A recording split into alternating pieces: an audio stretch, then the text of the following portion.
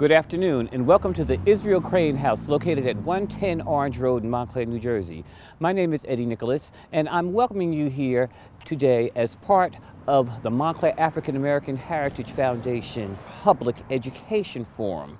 We're here today to celebrate what we call Continuing in Many Voices here in Montclair as part of the African American diaspora and of what we as African Americans here in this township need to know about our history. So, join us today as we invite you, the public, and many of our senior citizens that attended this historic building, because not only was it one of our historic buildings founded by our founder, Israel Crane, but this building itself plays a historic significance in the township of Montclair, as this is part of the YWCA. And part of the history that we learned, this was noted as that situation up in Montclair, because during that time there was a series of segregation and different laws that governed Montclair as well as the USA.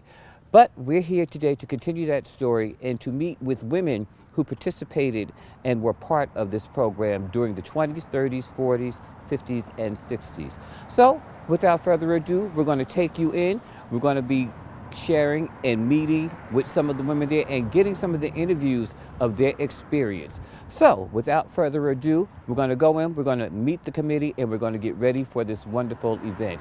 But if you're in Montclair, make sure that you come and you join us at this beautiful, beautiful historic site.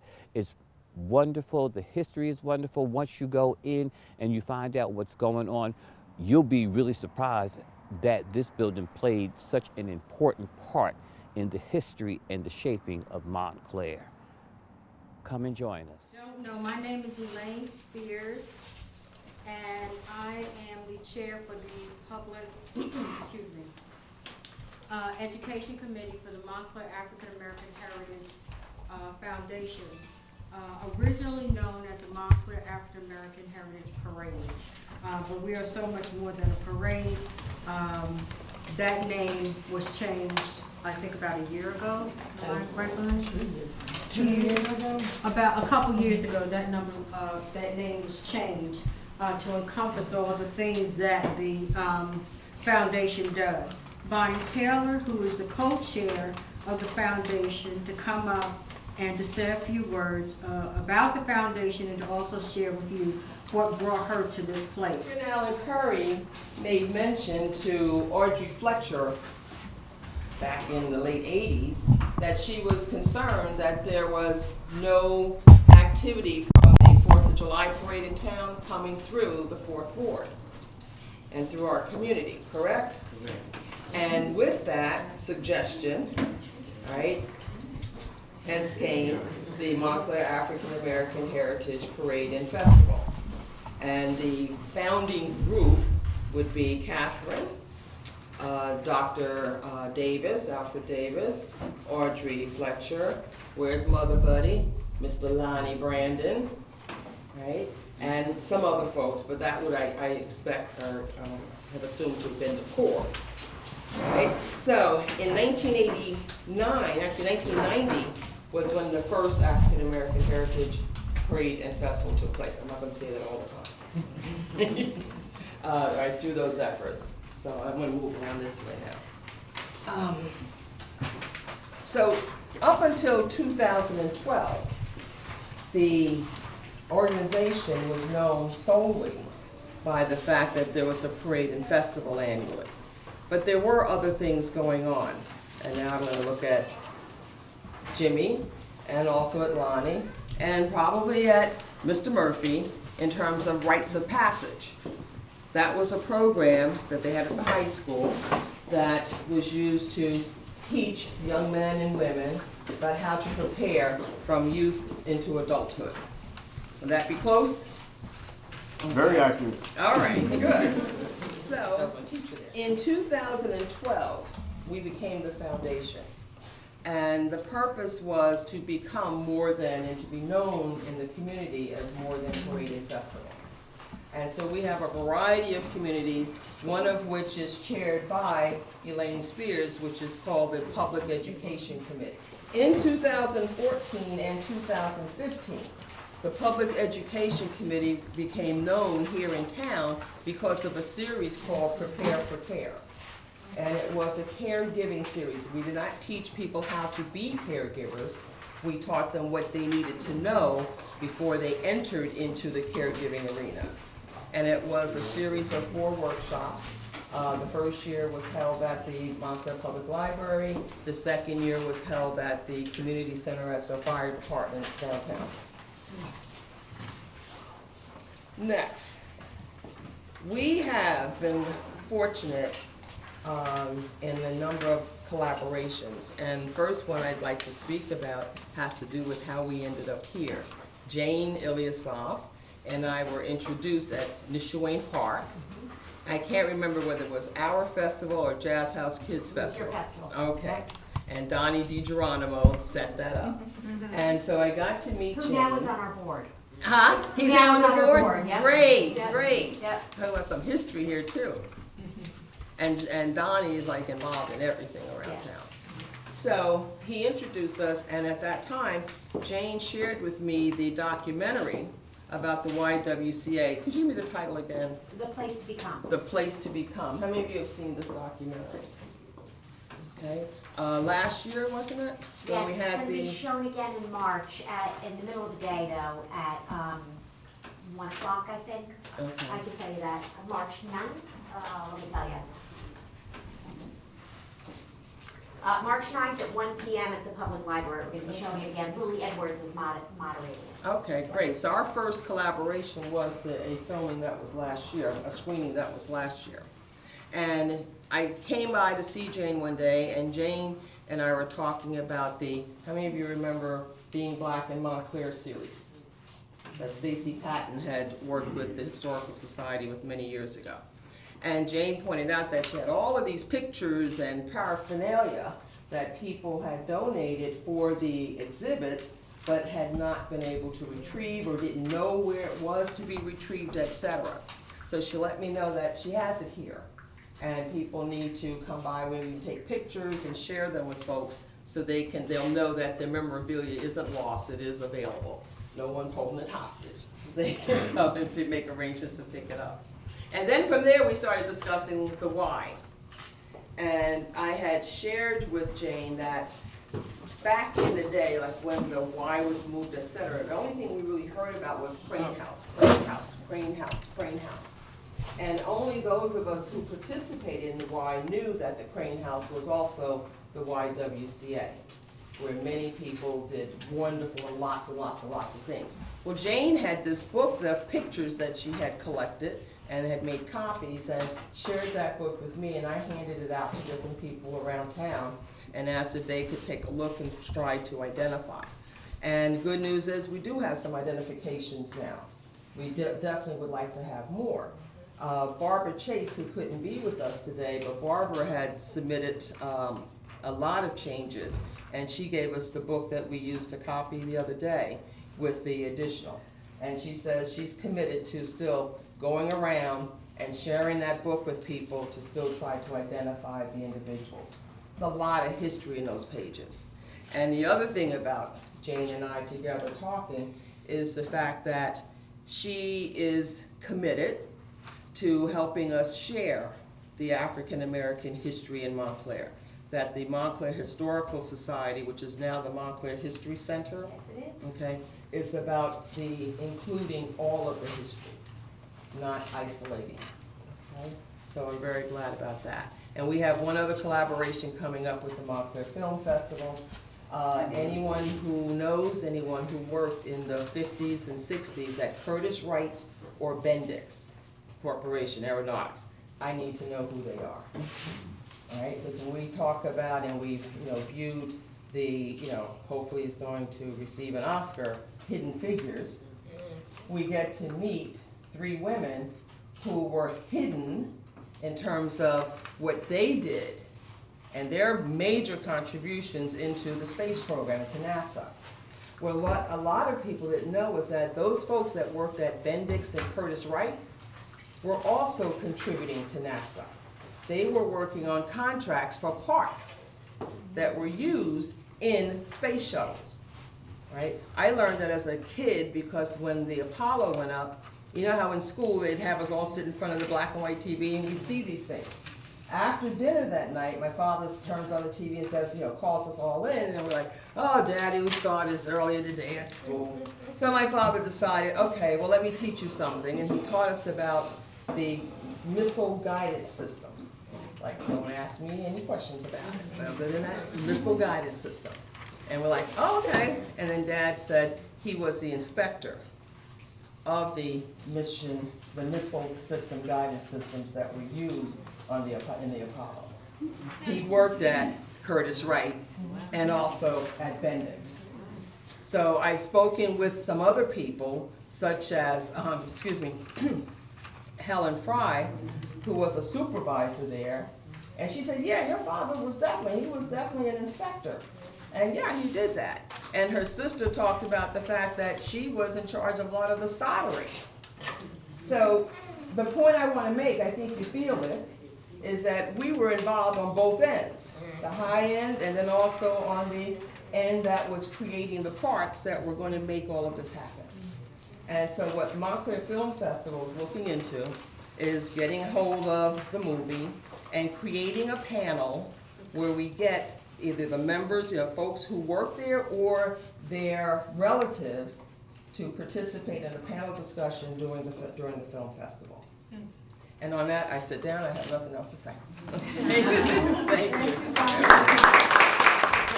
There are some wonderful old photographs that date back to the late 19th century in there that really are family heirlooms and belong with the family. And so I'd love to be able to get them back. The other thing that we're collaborating on is also a film series called Price of Liberty Film Discussion Series. It's the 4th year in a row we've been offering it. And then we also are doing the Our Schools that talks about how the school system was changed over. The anti-segregation programs and the integration and the busing and everything else. Right, so even though some of us, like Albert and mine, we weren't happy about that because we had looked forward to graduating 9th grade in Glenfield like everybody ahead of us. And we got kicked out at the end of 6th grade to go into other schools and other communities. So the house, as you know, was moved in 1965 when it was the YWCA, and it came here, and the Y continued to exist over on Glen Ridge Avenue, and this became the Crane House, and was interpreted to tell the story of Israel Crane and his family. I've been the director here now for a little less than 6 years, and to me, the part of the story that was obviously missing was the period when it was the YWCA. And truthfully, I find that a much more interesting story. I mean, you can go to a lot of historic houses throughout the United States and see chamber pots and bed warmers and that kind of thing. But this was truly a unique story. The wonderful thing is I had the backing of the board, and I said I really would love to do this, and they said yes, let's do it. And so we actually closed the site down for a couple of months in 2014, and when we reopened it, we now include the period when it was the YWCA. We also include the people who moved the house and founded the Montclair Historical Society, as well as the enslaved workers who we know lived in the house, and the Irish immigrants who lived in the house 100 years later. So we're trying to tell a much more inclusive story about the people whose lives interacted here, or either lived here or interacted here, and using that as sort of a window onto what was happening throughout the United States more broadly. So when you go upstairs, what you're going to see is, I'm going to give you, if you choose to take the tour, what we call our Many Voices tour, because we believe it takes 1,000 voices to tell a single story, which is an old Native American proverb.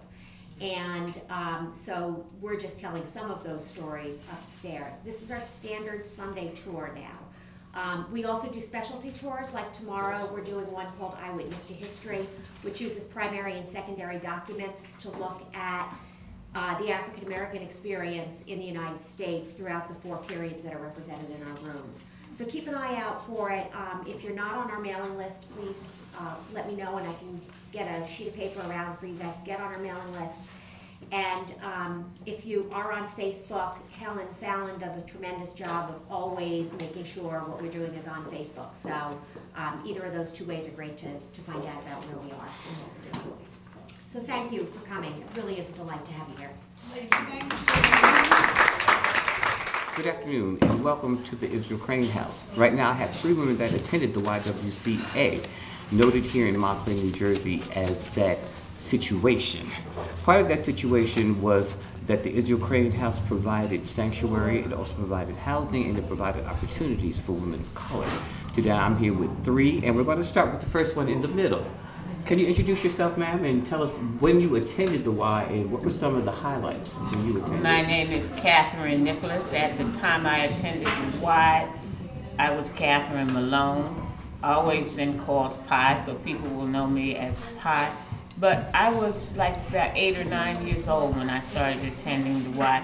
There was a young lady who was part of our family, Lillian Brown, introduced me to the Y, and I used to come and be in her little group. We learned so many things. I looked forward to coming. The programs, the games, the interaction with people was just great, and I was just so glad to be a part of it. What was it like, growing up here in Montclair? Because that was during like what the 50s or 60s?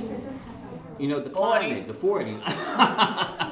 Well, 40s the and 50s. climate, was Montclair like a shelter haven for you as a child, or Well, because we talk about segregation and Jim Crow and all of that. I lived on Mission Street. I lived in the 4th Ward, and all of my friends were from the 4th Ward.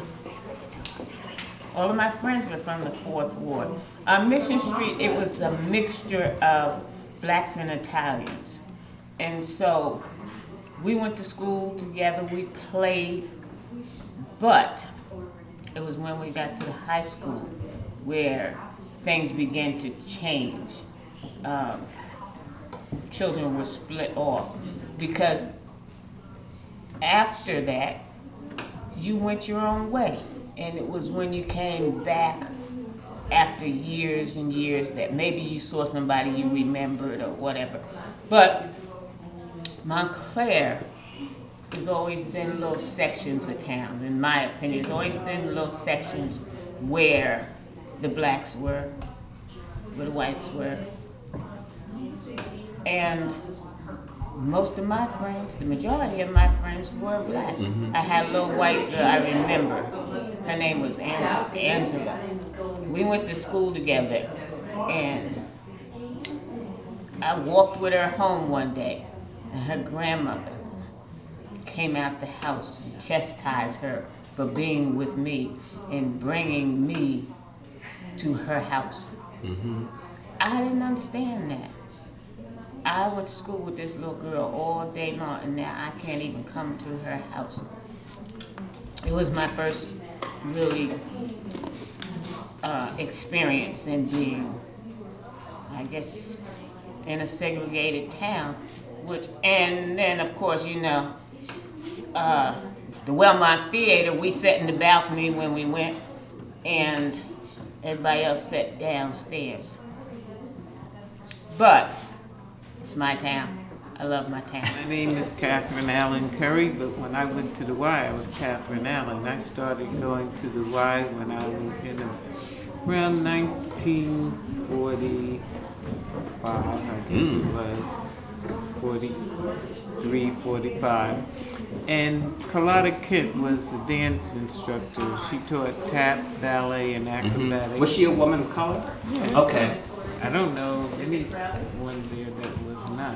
I came in contact with her most of the time, and I enjoyed doing that. And then when I got in high school around 52, my father's secretary, Phyllis Caesar, had a youth group of girls, and she asked me to come join. We called ourselves the Los Amigos. And that was fun. I was from Bloomfield. I wasn't from Montclair. But all the other girls were from Montclair. You had Pat Dorsey, and Goodwin.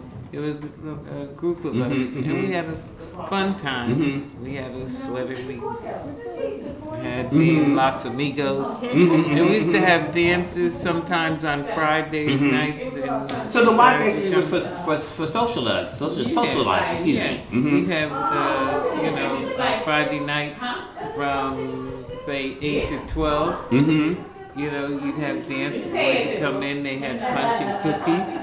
You know, so it was fun. I enjoyed it. And I got to know a lot of the Montclair. But that was my experience in the Y. Thank you, Ms. Curry.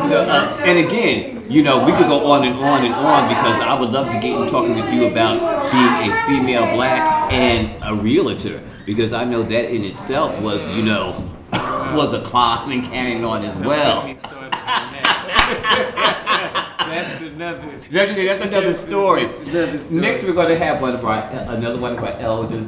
Introduce yourself.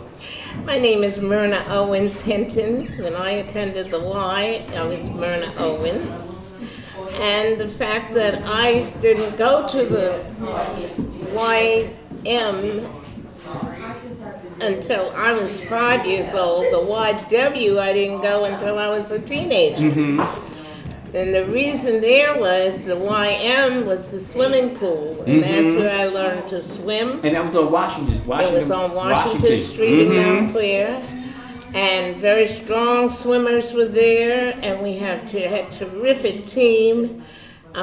We also had teaching to us for synchronized swimming. We swam to music, and it was just so much fun, and I was there from 5 years old to 15 years old. Now, Ms. Myrna, one of the things that really interests me, the purpose for that YMCA, because again, we had the YWCA, we had the YMCA, and we also had the YWCA.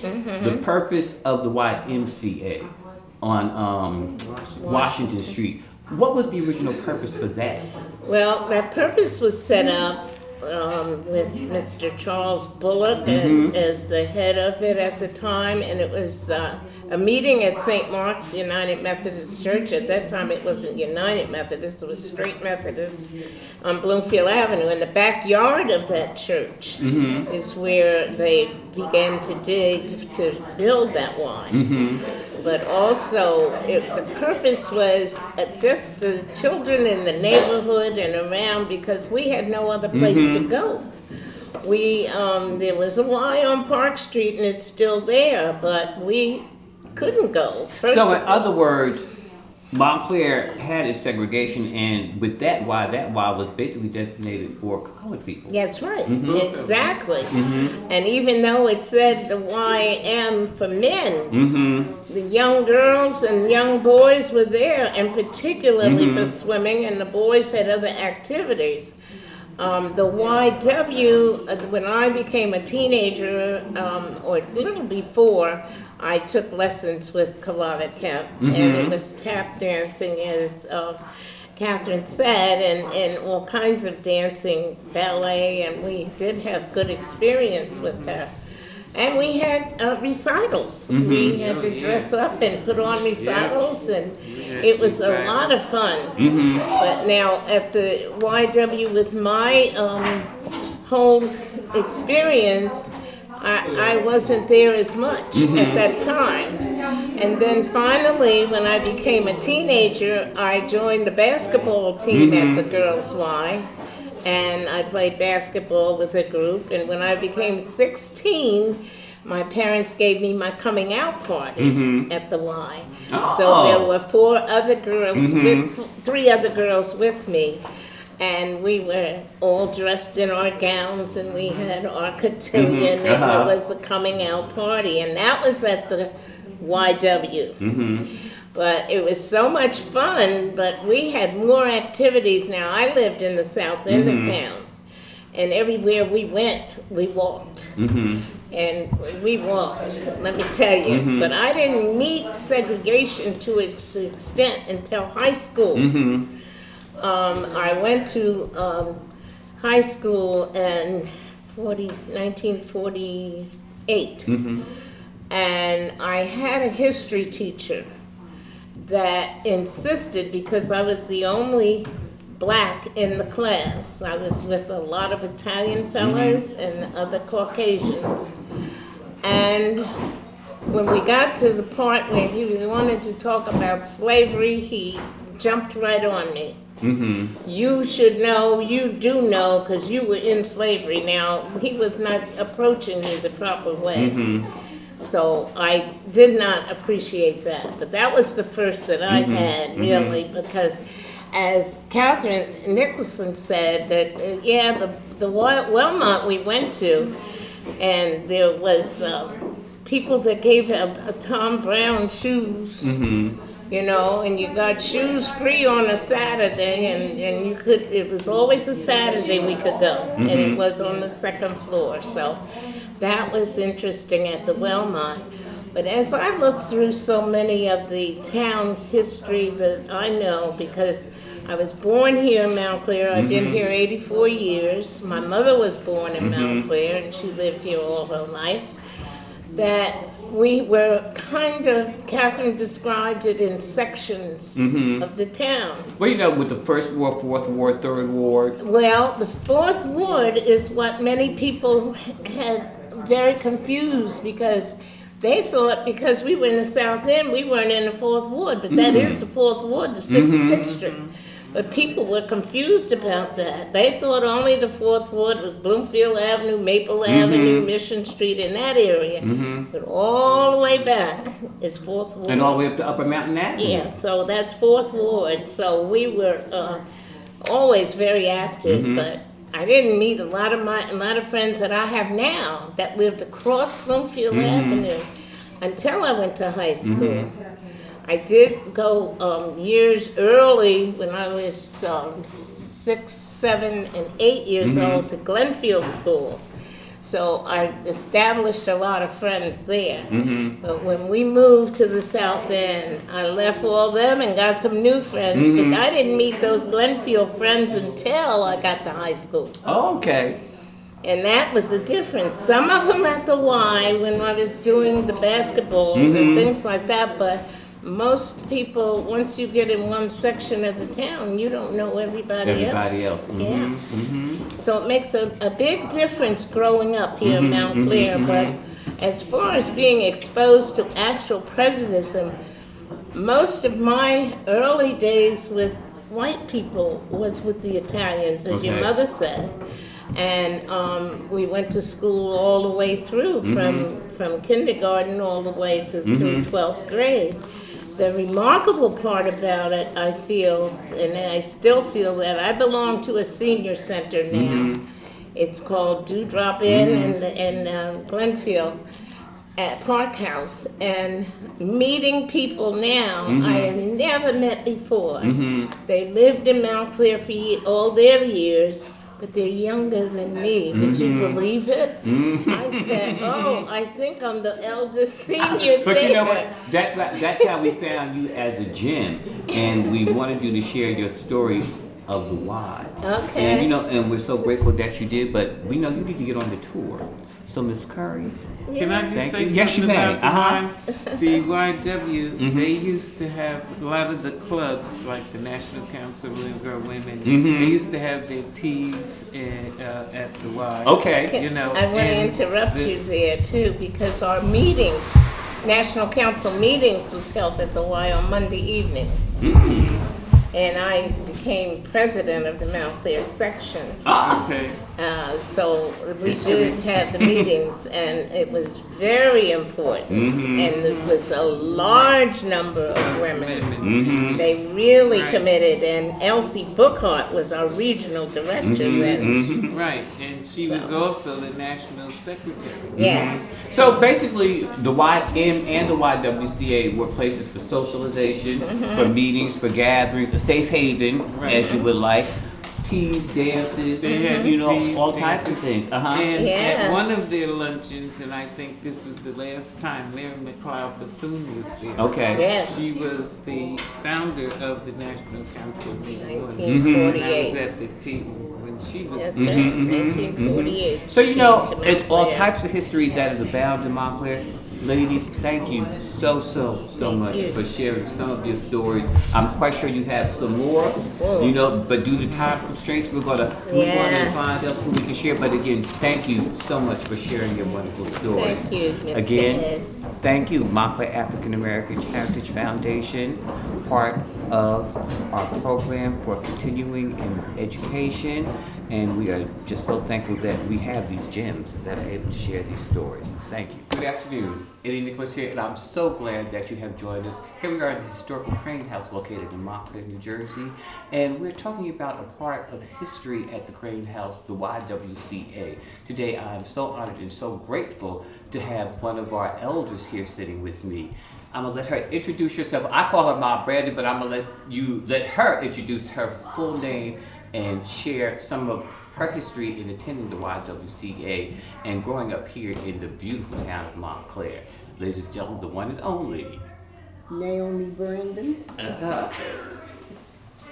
I was born in Mountainside Hospital in Glen Ridge in 1927, and I lived all my life here in Montclair. I attended schools in Montclair and graduated from Montclair High School. I attended the Y, the girls' Y, and the boys' Y, and that was just about the only activity at that time that we really had, because we had basketball games at the boys' Y, and afterwards we had dance. And we used to have dances at the girls' Y. Around what time was that? Oh, that was back in the 40s. Back in the 40s? Back in Okay. the 40s, yeah. So you were doing swing and jitterbug and all of that yes. good stuff? Yes, she still does. And she still does too. She still does too. Did it last night. I love it. What was the significance of the YWCA? I know it was a place to go, but the real importance of it. Because I know during that time we had, I believe, 3 Ys here in town. With the Yeah, one on Park the one Street. on Park Street. Why was that? I can't tell you. I can't tell you. But we had a Mr. Brown. He started the Y on Washington Street. And the girls' Y used to house the women coming up from the south. That Okay. needed a place to live. Okay, so this is also part of the Great Migration as well? Okay. So they had rooms that the women would rent and live in, and they worked out. And the working force at that time was mostly housework. And like I had uncles and aunts that did the housework. The uncles were chauffeurs, and the wives did the cooking and the cleaning and the Domestic. laundry and whatnot, all the domestic work. Yeah. But the one was very nice because it gave us a place to go. We didn't have any place except for the park to really go, which was Michelin Park in Glenfield Park.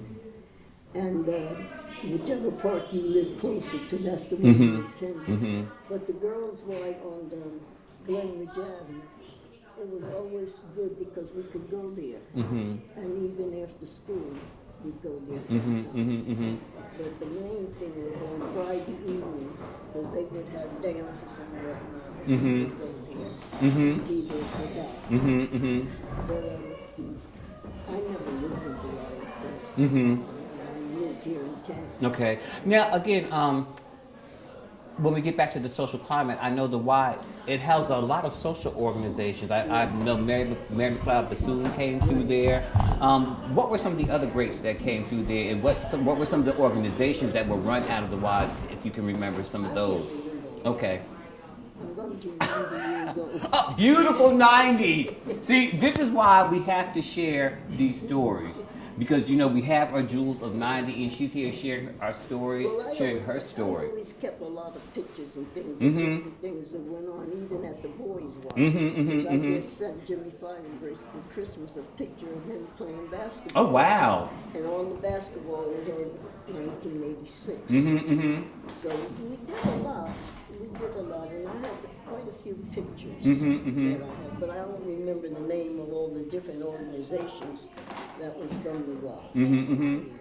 Well, Mrs. Brandon, I appreciate your time, and I know our viewing audience appreciates your time, and on behalf of the Montclair African Heritage Foundation, we are so grateful, and on behalf of the Public Education Well, I'm Committee, one of we the are grateful. original members of the African American.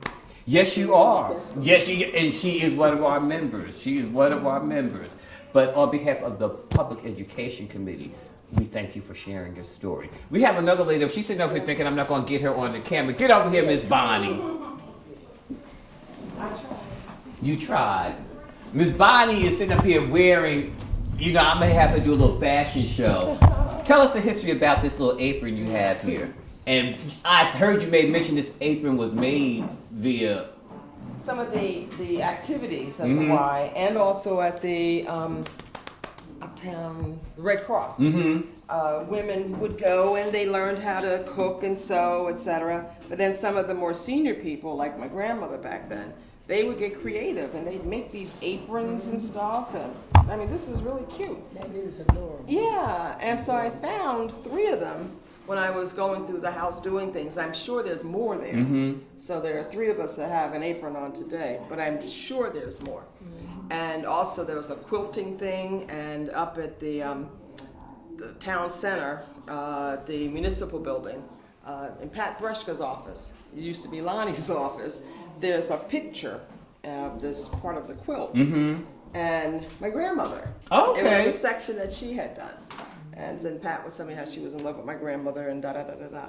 But, you know, I just felt that as part of the celebrating the Y, try also, you know, bring up some of the things that they did. Because That when they you go actually through the did. book, you see the party atmospheres, etc., the fashion shows that they did. And a lot of the ladies in the fashion show were probably modeling things that they learned how to make right there at the YWCA. And the stories of women in the past, a good friend of mine's mom came up from Western Pennsylvania, and as everyone will tell you, is that during that period, many women came to go to Montclair Normal School, which of course is what teachers' colleges were called, but they couldn't stay on campus. So that's how a lot of the women ended up in the Y, because the Y opened the doors to allow them to stay. And those are the stories that we're looking for that Bonnie is currently sharing with you. So again, if you know anyone that attended the Y during that time period, please have them contact us or someone here at the Historical Society so that you can share that story, become part of the many voices that are already shared here at the Crane House. Some ladies got jobs, they developed skills. Like my girlfriend's mother was a seamstress in Pennsylvania, and she developed more skills, and then she learned at the Y about how to build business. And she had her first business on Orange Road. It was a variety store in that it was, you know, clothing, personal items, a little bit of everything. And that grew, and then she opened up another one, and she bought houses, and she would bring family from Pennsylvania one at a time, each of her brothers one at a time with their wife and children, get them situated in a home. They start their businesses, then the next one, and eventually her whole family was here. And you know, that's a whole history within itself, you know, Black Montclair and all the businesses that we had all up and down Bloomfield Avenue, you know, at one time, especially down to the Fourth Ward, yes. Orange Road. So, you know, that's something else we gotta investigate too as part of our public education series.